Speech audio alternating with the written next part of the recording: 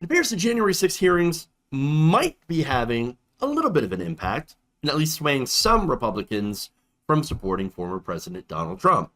Representative Don Bacon recently told CNN's Manu Raju that after watching the hearings, that he will not be supporting former President Trump in the 2024 Republican primary if he decides to run. So now, that's interesting. Bacon's announcement came shortly after news broke that Arizona House Speaker Rusty Bowers, who testified against Trump during Tuesday's hearing, would indeed still support Donald Trump, despite the fact that he not only tried to steal an election, which, again, using illegal methods, even as Bowers pointed out, that it was absolutely illegal. Nonetheless, he said, I'd still support you. I'll still support and vote for Donald Trump. Of course I would. You know, even though Trump personally attacked me, called me a rhino.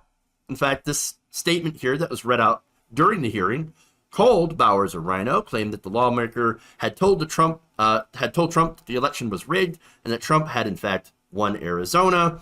Bowers said, "No, I'm not a rhino, and no, Trump did not win Arizona.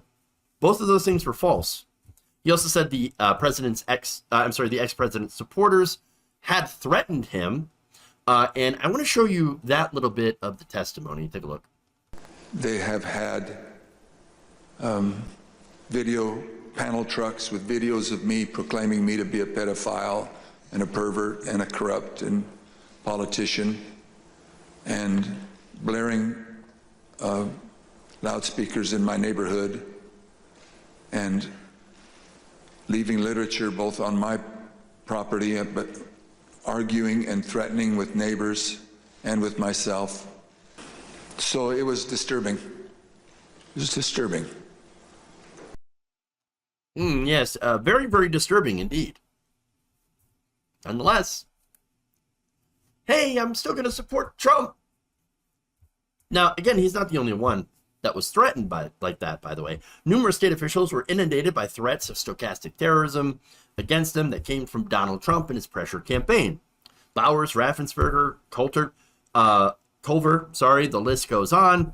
There were even poll workers like Shane Moss, who were falsely accused by the Trump campaign and his lawyer, Rudy Giuliani, alongside her mother, Ruby Freeman, of rigging the election count in Georgia with alleged suitcases full of ballots. Again, that's been debunked. There were not suitcases full of ballots for Biden. Moss, who was black, described people making hateful and racist threats of violence following these accusations, including one message saying that, quote, "Be glad it's 2020, not 1920. Well, wouldn't they love to bring it back to 1920? She says, quote, "I don't want anyone knowing my name. I don't go to the grocery store. Haven't been anywhere at all as a result of all these threats." The mother and daughter were among poll workers or election officials in several states who found themselves being threatened for not helping Trump steal the election. So now this is the thing. This is why the hearings are important. There's a human element and an impact to this. Okay?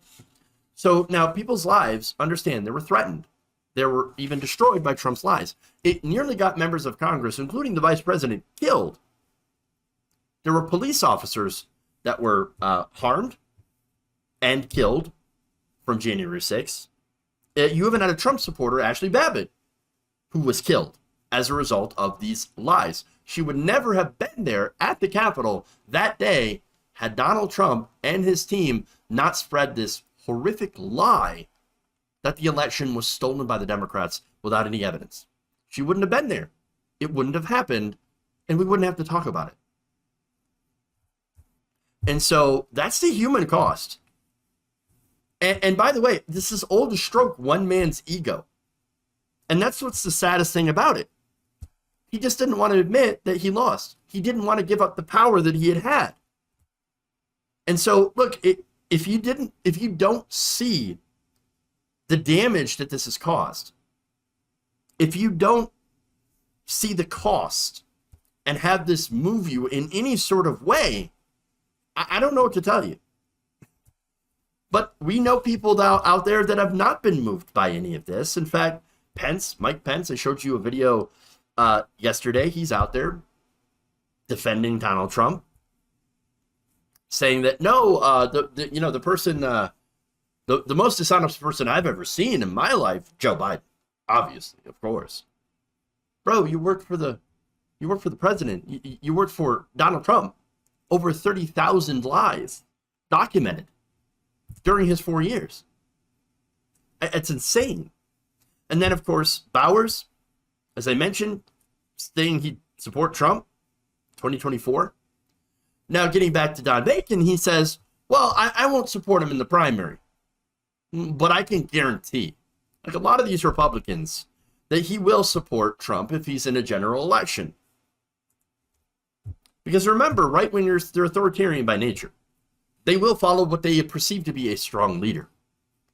And so far, no one has been strong enough to take on Donald Trump and win.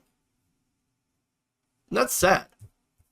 Because, again, everyone who's went up against him, claiming to be strong, always ends up being just a very weak, slimy politician who only wants to remain in power.